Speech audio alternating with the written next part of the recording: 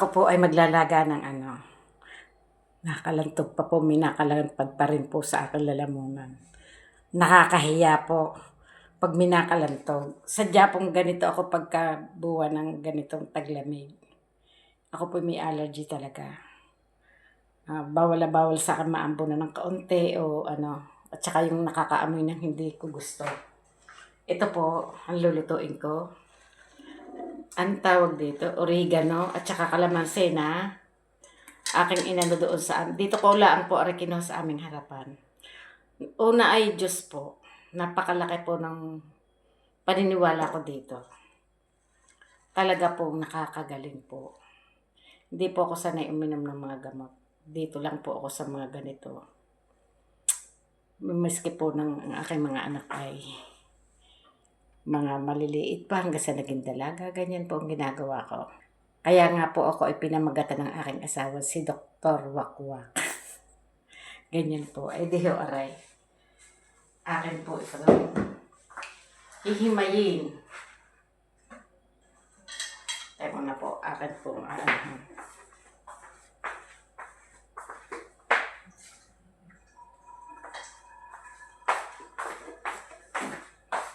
Tayong may ako palibasa kay may mahirap na tao ay talagang ako ho ay nag-aagwantang magganito.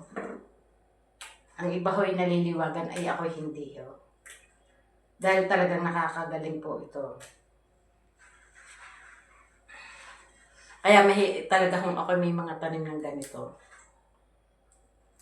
Ito sa mga batang inuubo, pinapatong ko lang kumbaga sa tubig na sa termos.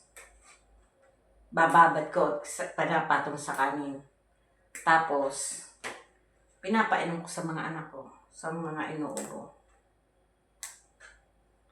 Napaka-effective po nito. Ito pong ganitong oregano. Kaya, hanggang sa ako'y umidad na ganito, kaysa ako'y maghahanap ay talagang ako'y nagtatanim nito. Ganito ho talaga si mekos-mekos. Ang lalapad daw ng dahon, ang tataba. Ay di ayun ho. Tapos sasamahan ko ng kalamansi.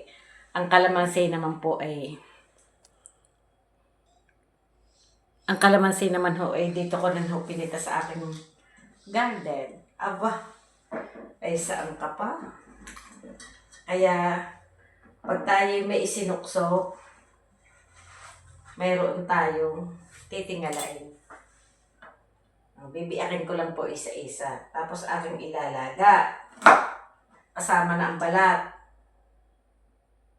Apo, kuwan ho nakakahiyaga ho pag pag nangangati ang lalamunan, nakalantog.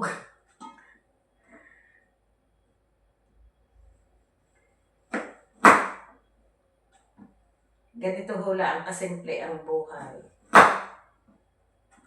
Hindi natin kailangan tayo uminom ng mga medisinang gamot. Kung tayo ay talagang may katsagaan sa buhay, ay ito ay ating hindi ho mahirap. At ang unang-una, kailangan talaga tayo nagtatanim. Importante po talaga sa ating buhay na tayo may tanim. Ay kung bibilhin pa ho natin sa mahal ho ng kalamansi. At kung saan pa natin nahanapin ng oregano. Di gahoy basta laan natin pipitasin niya ng pipitasin. Napakatamad mo ng tao, alam mong ikalulunas. Ay hindi mo gagawin sa iyong sarili. Ayun ho ay tamad. Pangkal, sabi ho ng matatanda. Pangkal, nag-aagwantang mahirapan. Diga po. Ay, sige po, babay po. Ari po i-update ko sa inyo pag akin ang iinumin. Ito lang po talaga nakakagaling sa akin.